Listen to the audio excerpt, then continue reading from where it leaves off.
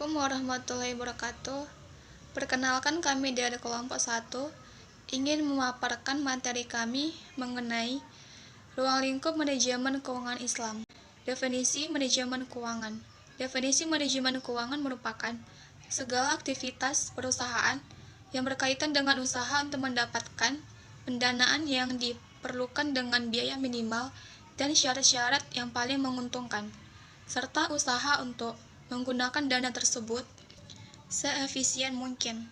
Selain itu, kegiatan manajemen ini juga bertujuan untuk mengelola dana maupun aset-aset yang dimiliki perusahaan untuk dimanfaatkan pada hal-hal atau kegiatan yang membantu tercapainya tujuan utama perusahaan. Dalam perusahaan atau bisnis, manajemen keuangan memiliki 3 aktivitas utama yang dilakukan oleh manajer keuangan, yaitu perolehan dana, aktivitas penggunaan dana, dan pengelolaan aktiva.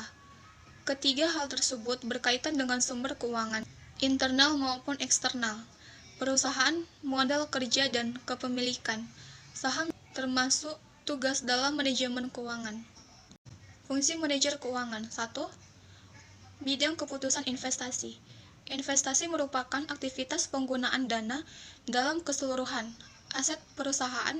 Secara garis besar, keputusan investasi dapat dikelompokkan ke dalam investasi jangka pendek dan maupun investasi jangka panjang. 2. Bidang keputusan pendanaan. Untuk melakukan investasi diperlukan sejumlah dana yang harus diperoleh atau digali oleh perusahaan. 3. Kebijakan dividen.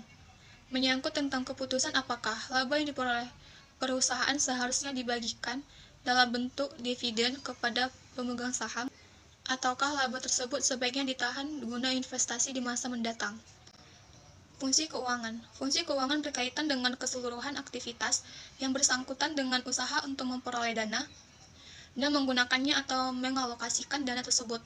Fungsi ini sering disebut sebagai kegiatan manajemen keuangan. Konsep-konsep dasar dalam manajemen keuangan terbagi menjadi 3, yaitu 1. Fungsi pendanaan, 2. Fungsi investasi, dan yang terakhir fungsi pembagian laba. Fungsi pendanaan adalah keputusan manajemen keuangan dalam melakukan pertimbangan dan analisis perpaduan antar sumber-sumber dana yang paling ekonomis bagi perusahaan untuk mendanai kebutuhan-kebutuhan investasi, serta kegiatan operasional perusahaan. Fungsi investasi adalah keputusan yang diambil manajer keuangan dalam mengalokasikan dana dalam bentuk investasi yang dapat menghasilkan laba di masa yang akan datang. Fungsi pembagian laba merupakan bagian dari keuntungan suatu perusahaan yang dibayarkan kepada para pemegang saham. Uang. Pasar uang merupakan suatu perjanjian jual beli suatu valuta dengan valuta lainnya. Transaksi jual beli mata uang yang sejenis seperti rupiah dengan rupiah maupun yang tidak sejenis seperti rupiah dengan dolar atau sebaliknya. Mengatakan bahwa jual beli mata uang atau pertukaran mata uang merupakan transaksi jual beli dalam bentuk finansial yang menurutnya mencakup 1. Pembelian mata uang dengan mata uang yang serupa. 2. Pertukaran mata uang dengan mata uang asing seperti pertukaran dolar dengan won Mesir. 3. Pembelian barang dengan uang tertentu seperti pembelian mata uang tersebut dengan mata uang asing seperti membeli pesawat dengan dolar serta pertukaran dolar dengan dinar Irak. 4. Penjualan barang dengan mata uang, misalnya dengan dolar Australia serta pertukaran dolar dengan dolar Australia. 5. Penjualan promis atau surat perjanjian untuk membayar sejumlah uang dengan mata uang tertentu.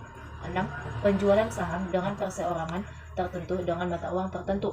Pasar modal identik dengan sebuah tempat di mana modal diperdagangkan antara pihak yang memiliki kelebihan modal atau investor dengan orang yang membutuhkan modal untuk mengembangkan investasi.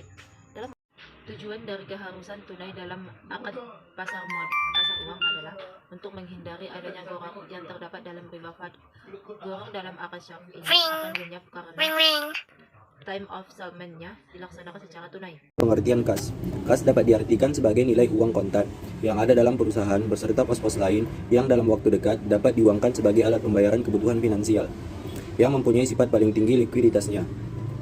Kas meliputi uang tunai atau kertas atau logam, baik yang ada di tangan perusahaan atau cash in hand atau ada di bank, cek, demand, deposit, money order atau cash bond, dan lain-lain.